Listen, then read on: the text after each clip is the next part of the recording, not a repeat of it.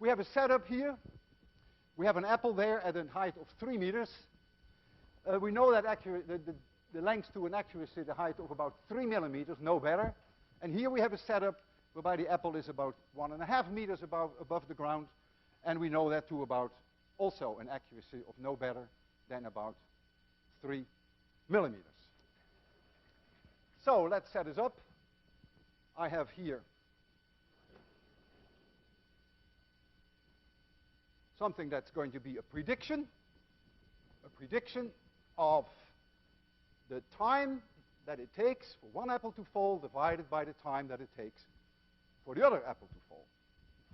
H1 is 3 meters, but I claim there is an uncertainty of about 3 millimeters. Can't do any better. And H2 equals 1.5 meters, again with an uncertainty of about 3 millimeters. So the ratio H1 over H2 is 2.000. And now I have to come up with an uncertainty, which physicists sometimes call an error in their measurements, but it's really an uncertainty. And the way you find the uncertainty is that you add the 3 here, and you subtract the 3 here, and you get the largest value possible. You can never get a larger value. And you'll find that you get 2.006. And so I would say the uncertainty is then 0.06. This is a dimensionless number because it's length divided by length. And so the time t1 divided by t2 would be the square root of h1 divided by h2. That is the dimensional analysis argument that we have there. And we find, if we take the square root of this number, we find 1.414 plus or minus 0.0, and I think that is a 2. That is correct. So here is a firm prediction. This is a prediction. And now we're going to make an observation. So we're going to measure T1, and there's going to be a number, and then we're going to measure T2, and there's going to be a number. I have done this experiment 10 times, and the numbers always reproduce within about 1 millisecond.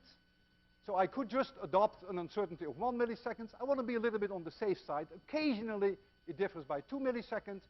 So let us be conservative, and let's assume that I can measure this to an accuracy of about 2 milliseconds. That is pretty safe.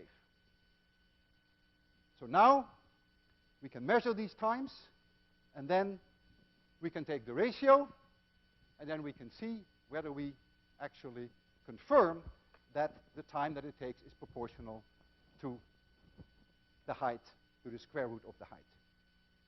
So I will make it a little more comfortable for you in the lecture hall.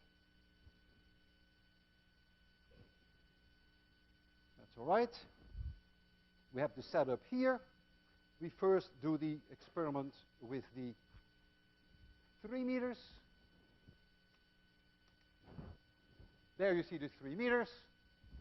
And the time, the moment that I pull this string, the apple will fall, a contact will open, the clock will start. The moment that it hits the floor, the time will stop. I have to stand on that side, otherwise the apple will fall on my hand. That's not the idea. Stand here. You ready? Okay, then I'm ready. Everything set? Make sure that I have zeroed that button. Yes, I have. Okay, 3, 2, 1, 0. 781 milliseconds. 781 milliseconds with an uncertainty of 2 milliseconds. We're ready for the second one. You ready? You ready? Okay, nothing wrong with being ready. 0, 0, right? Thank you. Okay, 3, 2, 1, 0. 551 milliseconds. Boy, I'm nervous because I hope that physics works. So I take my calculator, and I'm now going to take the ratio T1 over T2. The uncertainty you can find by adding the 2 here and subtracting the 2 there, and that will then give you an uncertainty of, I think, 0.08. Yeah, 0.08. You should do that for yourself. 0.008. Dimensionless number, this would be the uncertainty. This is the observation. 781 divided by 551. 1 point, let me do that once more. 781 divided by 551. 1417. Perfect agreement.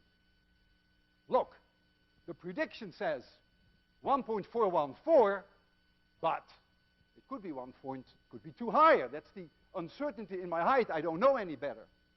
And here, I could even be off by an 8, because that's the uncertainty in my timing.